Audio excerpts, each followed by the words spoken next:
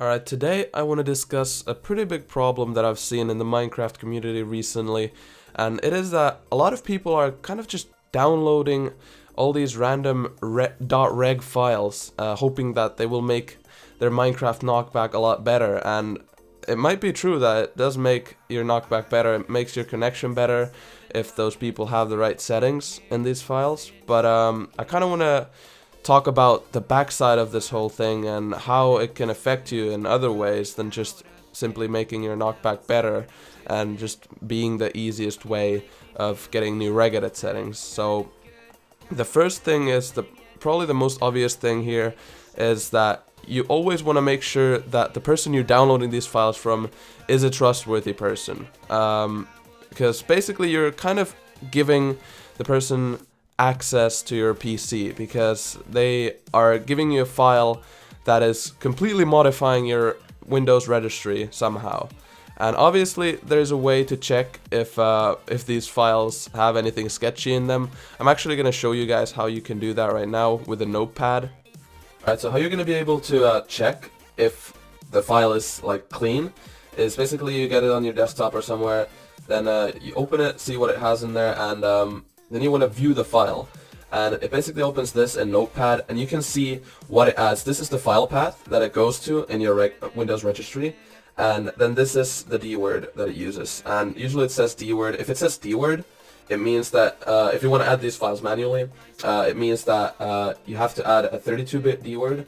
If it's a Q word, it's a 64-bit. But I don't even think that any of these settings are going to add Q words, just D words mostly. So I'm going to quickly show you guys how you would be able to add these manually.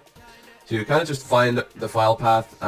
You would follow this path right here, but just for the sake of like being quick, I'm not going to follow it. But you basically have this open here, and it's HK local machine, and you go software, but I'm in system and blah blah blah. Then when you find the right place to put it, then you're going to open the file and do this new D word 32-bit, then you add it and you call it this, and when it asks for a value, you put the value into this. This is the value. So I'm not going to explain it too in depth right now because that's not the point of the video, but this is basically how you would do it, and I'm just like encouraging people to check those files in Notepad so that they don't have anything sketchy, because if someone puts a malware on your computer or something like a keylogger, it can go in your Windows registry, and it can be pretty detrimental for you because someone's going to have access to your PC and they're going to know everything that you type. So be careful with this kind of stuff.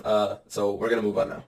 Alright, so now that we know that we should always check the REGEDIT files that we download from online, or it doesn't matter really who you download it from, but especially if it's not from a trusted source, you should definitely always check it and be careful with all these things. So now that we know that, I want to talk about something that kind of happened to me. It's kind of an embarrassing story. I actually went and downloaded one of these REGEDIT files because one of my friends, he was actually beating me a lot on a certain server, and I was kind of pissed because he clearly had like a knockback advantage. We pretty much had the same ping, but it almost seemed like his REGEDIT settings were like giving him an advantage. I'm not sure if it actually was or if I just like sucked really bad that day, but this is before I actually researched anything about like REGEDITs that you can run on your PC. So I went and downloaded the exact same settings that he had.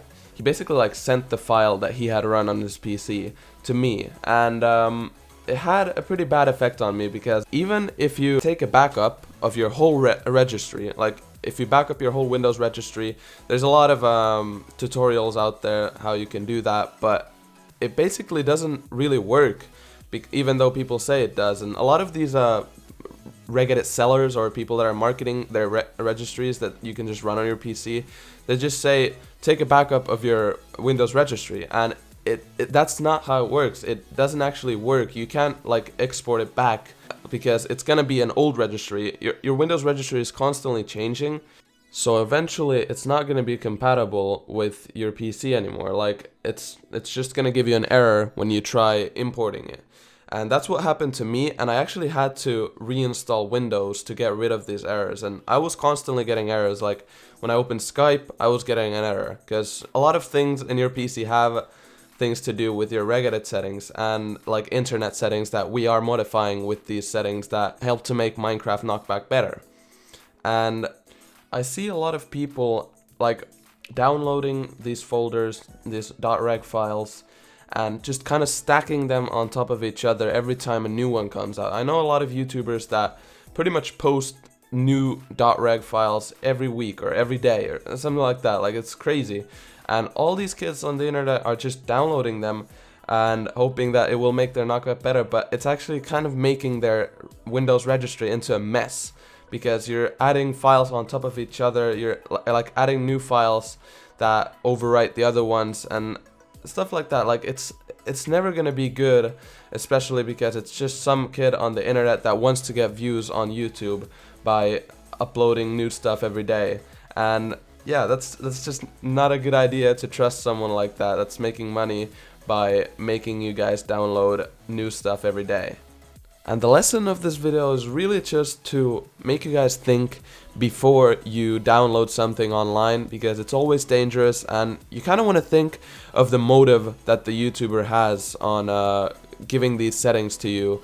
It's not necessarily giving you guys the best settings every day, especially if they're posting new stuff every day, because it's very unlikely that they're actually going to be better every time. And the more stuff they upload for you guys, the more margin there is for error, because they're constantly kind of researching new stuff and trying new stuff. And when they get complaints about them, they change them in the next update. And you guys that don't know what you have and what you run on your PC, you guys are kind of screwed at that point, because you don't know what you just ran on your PC and you don't know how to fix it. So just be careful with these things. I hope you guys learned something from this video. I hope this helps. Make sure to slap that like button, and I hope you guys enjoyed. I'll see you guys in the next one. Peace.